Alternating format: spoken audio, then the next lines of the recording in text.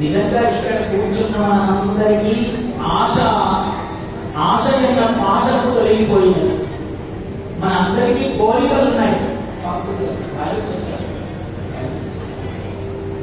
మనందరికీ కోరికలు ఉన్నాయి, కానీ ఆశ మాత్రం తొలగిపోయింది. చెప్పాను కదా, ఆశకి కోరికలకి తేడా.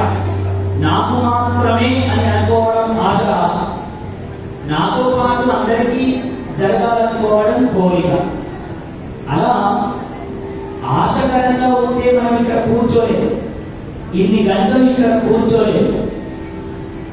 ఒక ఊళ్ళో ఒక అద్భుతమైనటువంటి చెరుకు పట్టించే రైతు ఉన్నాడు. ఎంత అద్భుతంగా చెరుకు పండిస్తాడు అంటే, వాడు పండించినటువంటి ఆ చెరుకులో భగవంతుడే స్వయంగా మాధుర్యము నింపుతున్నాడు అన్నది ఈ చెరుకు పండించేవాడు. ఆ చెరుకు పండిస్తూ ఉంటే రోజు వీడు ఆ చెరుకు తోటలోకి వెళ్ళడం, రాత్రికి ఇంటికి వెళ్ళిపోవడం, ఇలా జరుగుతూ ఉన్నది. ఒకనాడు వీడు పొద్దునే చెరుకు తోటలకు వచ్చే లోపల తోటనంతా చిందరవందరగా ఉన్నది.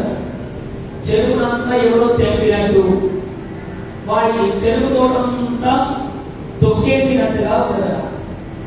అలా ప్రతిరోజు రాత్రి జరుగుతూ ఉండేదట. ఈ రైతు కనిపించగా, అమ్మ ఎవరు రాత్రి పూట నా తోటనంతా ధ్వంసం చేస్తున్నారని ఒకరోజు రాత్రి చెరుకు తోటలో మకాం వేశాడు.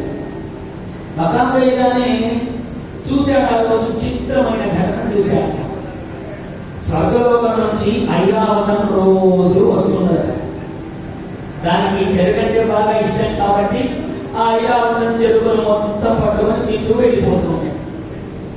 రాత్రంతా వేస్తుంది. సూర్యోదయానికంటే ముందే ఆ ఐరావతం గాలిలో ఎగిరిపోతుంది.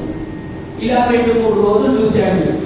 చూసి ఇంకా లాభం లేదనుకొని ఒకనాడు అది చెరుకు వేస్తూ ఉంటే అది వెళ్ళిపోయే సమయానికి దాని తోకలు పట్టుకున్నాడు.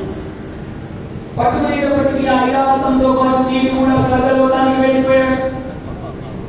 వెళ్ళగానే ఆ స్వర్గలోకంలో చూశాడు, వాడి కళ్ళన్నీ జిగేలు ఉన్నాయి. ఎటు చూసినా రత్నపురాసులు, బంగారు ముద్దలు, ఇంత ఆభరణాలు, అసలు ఐశ్వర్యానికి కొదువేరే. హమ్మ అనుకున్నాడు. అనుకొని పాపం వాడు అనుకోనిపోలేదు కదా, ఏ సంచి పట్టుకొని వెళ్ళలేదు. ఆ పూట వాడికి తోచినందాన్ని తెచ్చుకున్నాడు. రోజు రాత్రి ఐరావతం రావడం, తోక పట్టుకొని పైకి పోవడం. ఇంకేముంది, రోజు సంచులు పట్టుకోకపోతున్నాడు, నింపుకొని వస్తూ ఉన్నాడు. ఇలా వాడు తొందరలోనే ఆ ఊళ్ళోనే గొప్ప ధనవంతుడైన చెరుకు రైతుగా మారిపోయాడు. మిగిలిన చెరుకు రైతులందరూ ఒరే, సరే మాకంటే కొద్దిగా బాగానే ఉంటుంది నీ పంట, కానీ నువ్వు ఇంత లాభాలు ఎట్లా పొందావురా అని అడిగాడు.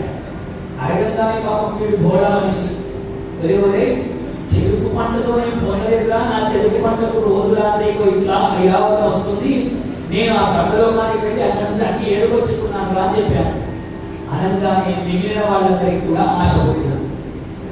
ఒరే ఇవాళ రాత్రి నేను వస్తాను నీ చెరుకుతోటకి అని ఒకడికి తెలియకుండా ఒకడు ఊరంతా వచ్చేసారు.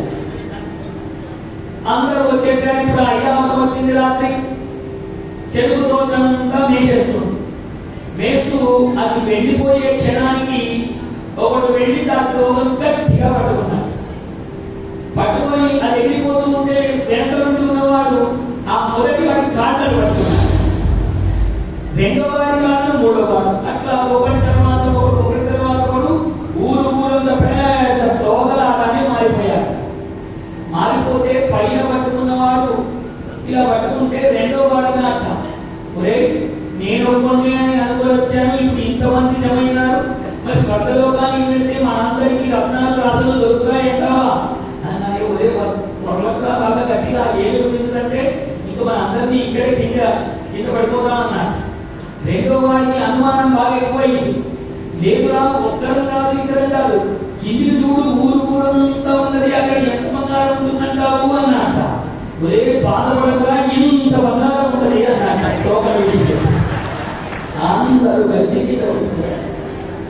చూసారా, ఆశ మనిషిని కింద పడేస్తుంది. మనిషికి ఆశ ఉంటే వీడి అదృష్టం బాగుంది, వీడు కోరుకోకుండానే భగవంతుడు ఐరావతం అక్కడ తినదానికి రుణం తీర్చుకొని వాడికి